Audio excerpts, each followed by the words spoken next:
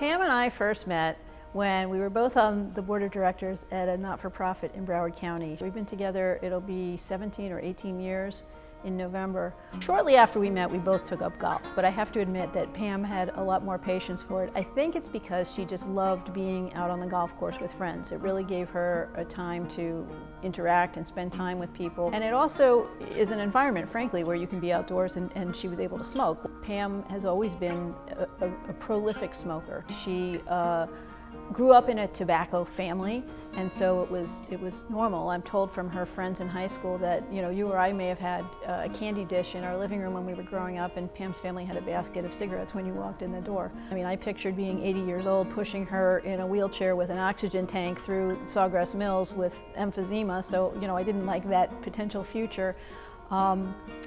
And we had 2 kids, so I was confused about, you know, the mixed messages that we were sending our kids, telling them not to smoke, but then having a role model who was smoking. I was in Washington for work, and I was supposed to fly to New York, and at the last minute, Pam said, you know, I'd really like you to come home for my dad's birthday. And so I flew home. I mean, it was just a totally last-minute thing, and I actually had a flight to New York booked for 7 o'clock the next morning. You look back on nights like that and you think, you know, when I left the house this, you know, the outfit that I was wearing, you know, all of these things, when you're going through those motions that, you know, you're getting dressed, you're putting your makeup on, you're just, the furthest thing from your mind is that the evening could end the way it did. I noticed that Pam didn't finish her coffee, which is a little unusual, and I noticed that one of the guests wanted to take her picture, and she sort of blew off the woman, which is not like Pam. And about 2 minutes after that, she came up to me and said, you know, I'm really not feeling well, let's go now. So we got in the car and turned the corner, and as soon as we got around the corner, she said, I need you to drive. And that was the turning point. That's when I knew something was really wrong, because she doesn't do that.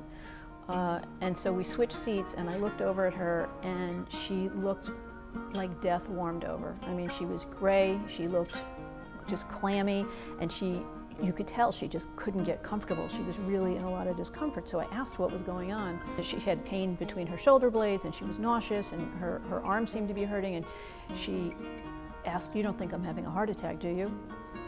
And, you know, there were 2 answers. One answer was, in my mind, one answer was, there's no way. It was just complete disbelief. And the other was, that's exactly what this sounds like. All I remember is, we need to get to the hospital really quick then. And so I looked at her, I said, do we need to go through the red lights? Which was sort of, I guess, my way of saying, probably I was gonna go through the red lights anyway. It was sort of my way of saying, like, how bad really is this? And she said, yeah. And so right away I knew.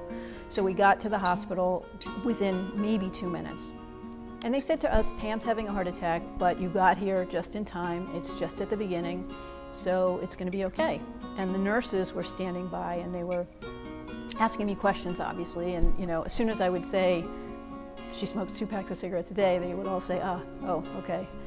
And the last nurse left the room to go get her water, and we were in one of those side rooms in the emergency room. And I was holding Pam's hand, and we were talking, I don't remember what it was about, but I'm gonna guess it was about the Miami Heat, because there was a game on that night. And I asked her a question, and in the middle of her sentence, when she was answering me,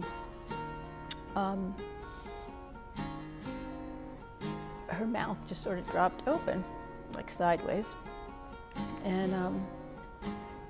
And her eyes rolled back in her head.